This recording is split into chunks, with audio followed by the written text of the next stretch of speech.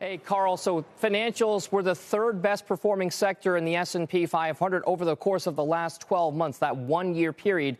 Second, basically just to energy and real estate in that regard. So if you take a look at the financials picture overall, the white line handily outperforming the overall S&P 500. A lot of that, though, has to do with this notion that many traders and investors are pricing in or expecting more moves to the upside for yields of fallen bond prices overall. If you take a look at the 10-year Treasury yield, we have in just the last couple of days bumped up against that upper end of the range that we've seen over the last 3 months. That's roughly just a hair below 1.7%, about 1.69%. You can see on the top end there.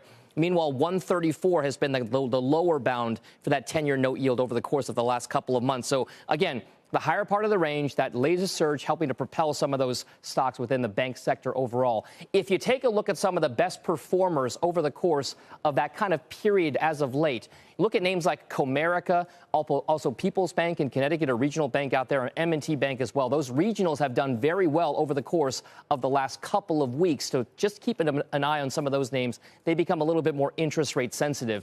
And three stocks in particular do stand out a little bit more, and I'm going to show them to you right now. It's Citigroup, Capital One, and SVB Financial, the parent company of Silicon Valley Bank.